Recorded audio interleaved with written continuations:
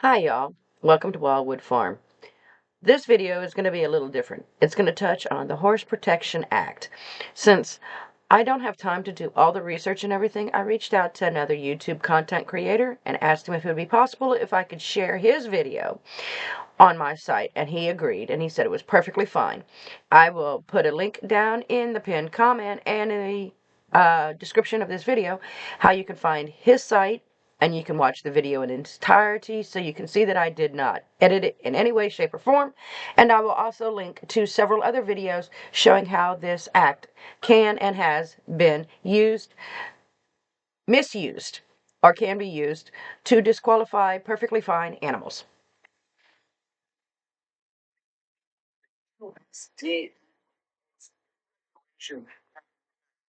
horse of every discipline. It's not just the walking and racking horses this time, and I'm going to show you exact legislative proof right now. The official release of this information was made live to us on Monday, April 29th, 2024, on the USDA's website, listing out the new revisions and regulations that would go in place through the pre-existing horse protection. These are new revisions they are adding in there to get more control over what we do with our horses. First thing that this regulation is going to do is it is going to require every horse show, as they define as a public display of any horses in competition, except where speed is the primary factor, rodeo events, parades, or trail rides. That means your local little barn show. I'm going to put down in the pinned comment a link to the list of events that are exempt and events that will be covered. But like he said, mainly speed or rodeo, quote unquote, events will not be covered. That also leans to saying that this is more about stopping usage of horses than it is about protecting horses across the board. Biggest level shows to register with the USDA 30 days in advance before that event comes out. And you have to provide details to them 15 days before of any changes that's going on. And then you are responsible for reporting any violations of the Horse Protection Act within 5 days of the event to the USDA. And when you do register your event, if you don't, they're going to fine you. And if you do register your event, then the USDA has the ability and can make the decision of whether they are going to send an inspector to your horse event, to your horse show, where they will then look through all of the horses before they show to make sure that they are A-OK at being shown. Besides just the horses, if you look into the bill, which I will have a link to down in the description of the whole thing, it's 120 some odd pages long. If you look in the bill, they want or demand access to all vehicles, all tack, all trailers, all personal papers and effects that are on the site of the show or event. So that means if you pull up in your living quarters horse trailer and tow behind your big old dually pickup truck, they can ask and demand and get the right to dig through your truck, in your tack boxes, and your living quarters, which in your mind and mind is your home. They can dig through all of that to see if you have anything that they don't approve of. Sleeps perfectly to is the elimination of what you call DQPs, or designated qualified persons. And these are people breed associations and other entities would appoint to be basically a self-policing individual, to making sure that these people that are showing these horses have not breached the Horse Protection Act. None of us want horses to be abused, and so DQPs were put in place to basically allow there to be official self-policing of those shows. Okay, totally necessary. We need to be self-policing in our own industry, but now the USDA has eliminated that and said, no, no, no, we actually are going to send our own trained inspectors to your horse show, and we'll tell you if you're up to our standard or not. I don't want you, but the last thing we need is people that know nothing about our horses coming in and telling us if we are playing by their own I had to go turn off the heat. Government they think is in the best interest when we know that their entire agenda is being pushed by animal extremists that do not want to see us actually riding horses, owning horses, doing anything with horses. When we actually include the fact that in the full interview that I had with David Duquette from Western Justice, the USDA lead veterinarian said that they could see how riding a horse could be an of soaring. So speaking of that, let's look at the definition of soaring and realize just how close we are to potentially losing this entire industry. USDA defines soaring as the practice of intentionally causing pain to a horse to make it move with an exaggerated gait. I just want to plug you with a question here, and then I'm going to show you how the USDA is even taking this even further into telling us how we need to train our horses. And I shit you not, they are. Because if you think about a horse show, how does a horse show work if it's not a speed event? We do things intentionally with our horses, put bridles on them, put polo boots on them, put skid boots on them, put different shoes on them, right? To keep our horses comfortable, to allow them to do their jobs as comfortably as possible. That is our intention in using the tack and equipment they use. But that can be subjective because someone else can go, based on the definition of soaring, no, you're intentionally doing that to cause pain. When it's like, no, our intention is to take the very best care of our horses. And why do we want to take care of the best care of our horses? So that they can go out there and enjoy their jobs and show the best that they can. And how do these horse shows get judged? Based on how these horses move. Learn about crypto and get rewarded as you learn with All right, Coinbase let's Learning skip Rewards. this. We've paid out over what? Based on how these horses, well, how do you define exaggerated gait? Is awfully subjective. So we have a massive problem here when the government is writing rules and regulations that is extremely vague and subjective. Exaggerated gait. Okay, have y'all ever seen Western pleasure horses and their lope that they do? And I'm using that word lope loosely. It's been around, and I personally do not show Western pleasure. I don't show. I do endurance and competitive trail riding, of which isn't involved in this as of yet, because it's considered a speed time event. But many people do performance horses and do Western pleasure. That lope that they do, to me, the horse looks lame. I am by no means a pro when it comes to that at all. It looks extremely comfortable. And everybody's doing it, even the big name people.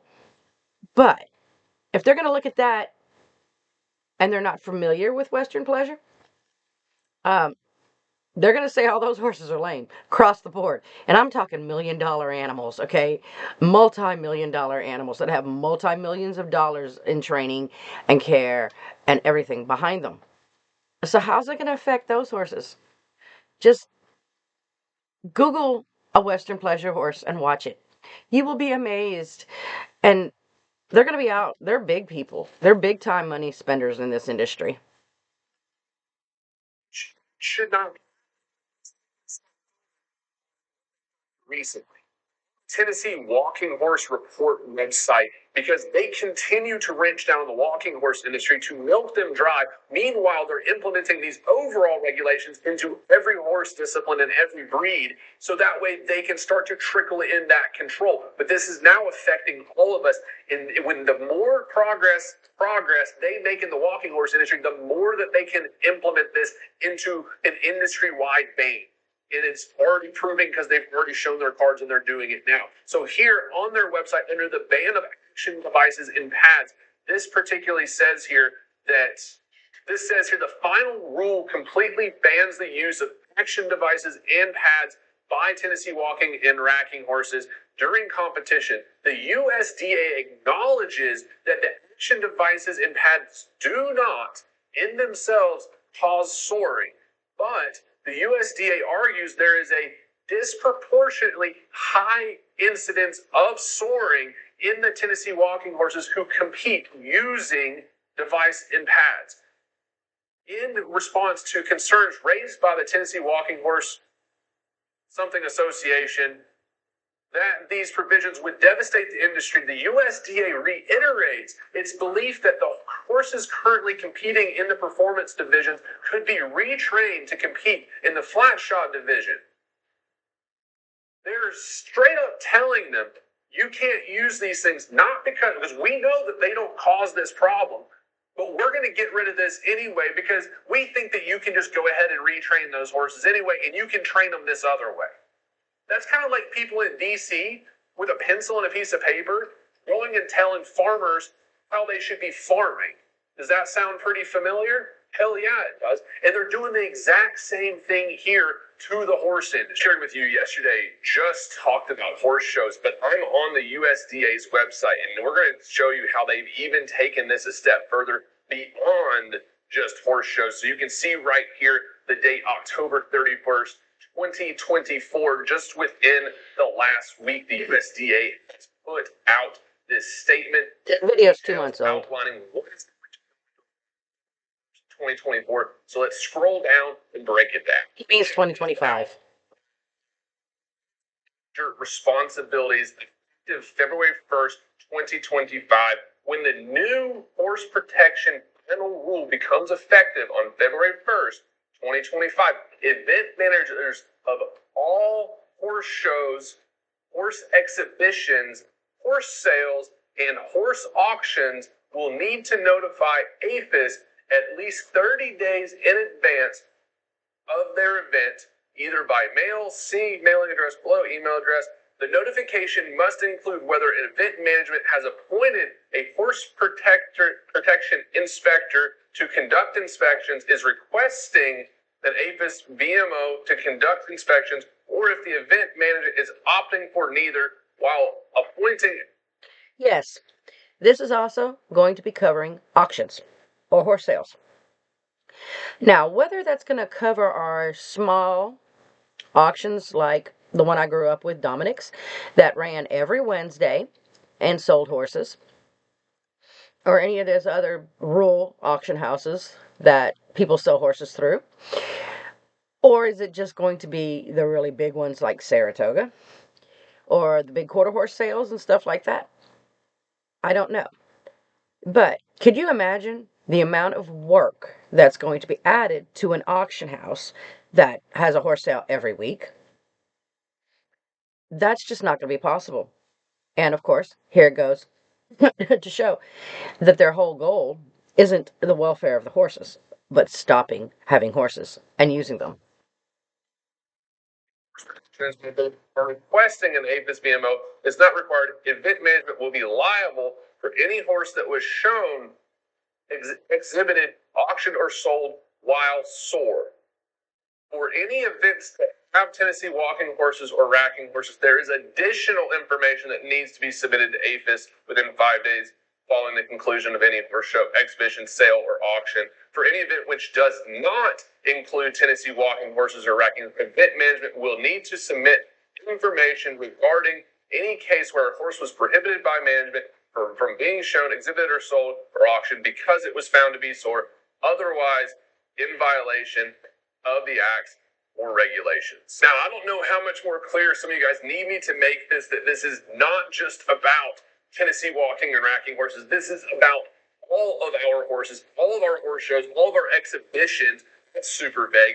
All sales and all auctions for all horses. Just to take things a step further, this is off the federalregister.gov website. And you can see right here under this fourth bullet point, it reiterates what was also said on the USDA's website that I just showed you, which is adding new reporting and record-keeping requirements for management of all horse shows, exhibitions, sales, and auctions covered under the, okay? Sorry, buffering. The government is robbing Americans and they don't even know about it. Commercials. They're so desperate to cover this up that they're blaming Americans for getting caught. Okay?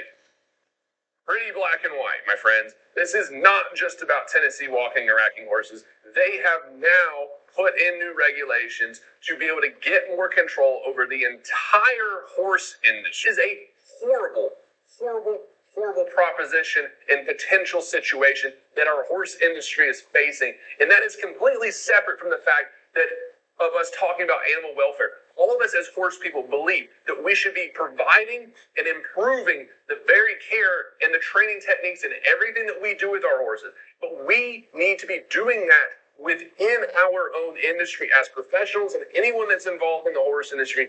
It is up to us to come together, regardless of any differences of opinions, and actually work within our own associations, within our industry, with people that actually understand what is going on to improve what is happening within our own breeds, within our own disciplines, and keeping the government out of it. Because these people are money hungry. These people are power hungry. And they're backed by animal extremists that have a much larger agenda that it has nothing to do with animal welfare, but it has everything to do with us not having any right to own horses, ride horses, do anything with horses. And that is the game they're playing. They have already run this playbook before, my friend. They have run it with the horse slaughter situation, which was the fact that they got the USDA to appoint to have inspectors at USDA horse slaughter plants. Why? In the name of those horses having a peaceful death. Okay? We all can agree that that's the way it should be handled. But how did they get rid of horse slaughter? How did they get rid of the thing that they don't want? They did not make the thing that they don't want illegal. No, they pulled the funding of the USDA inspectors. And when there was no funding for USDA inspectors, they could no longer operate the horse slaughter plants. So I'm not arguing whether we agree on horse slaughter or not. I'm talking about they're taking away the end thing that they don't want to see, which is horse slaughter. In this case, what are they doing? They're putting in USDA inspectors into horse shows. Why? Because these extremists do not want to see us riding horses, doing anything with horses. So they put USDA inspectors in place. All they have to do from there is remove the funding of those USDA inspectors. And guess what? Now it becomes illegal to operate a horse show when you do not have a USDA inspector there. That takes some critical thinking skills to understand that they're not just playing the short game with this one particular rule that is going into the Horse Protection Act. These people are playing a much longer game, and the USDA is just a funnel for money when the Democratic Party is at the forefront of it, and it's all about power and control, and ultimately us losing our rights to own horses. So take that for what it's worth. I've given you plenty of proof on it. If you guys will still want to argue about this, knock your socks off, but you're wrong. Okay. He covered it pretty well. And he's exactly right. It isn't about making horses' lives better at all. It's about stopping us from having horses and us making horses' lives better. Because coming from a woman who has spent the last, 10 days shuttling buckets of water back and forth to my barn and blankets on and blankets off on my horse in this freezing cold weather, I don't see a pedophile anywhere helping me keep my critters warm. They just don't want me to have those critters. So their whole intentions is to get rid of horses, period. And when I mean get rid of horses, I mean like gone. Like the only horses that are going to be allowed to be had in the entire United States will be the wild ones out there that they think are living these perfect lives out in the wild. Really? Come on. They got it rough compared to our horses that are in our stalls, in our pastures, and getting us poor old ladies out there toting them warm water with molasses in it so they'll drink it. Okay? And not getting any sleep because we're worried that our horses are freezing while the wild horses are running around in the snow freezing. So the whole game is to eliminate horses, period. And then once they get rid of horses, they're going to get rid of dogs. Because there's more people that have dogs than have horses. So that it's small steps. Or like my grandpa used to say, inch by inch, step by step. That's exactly what they're doing.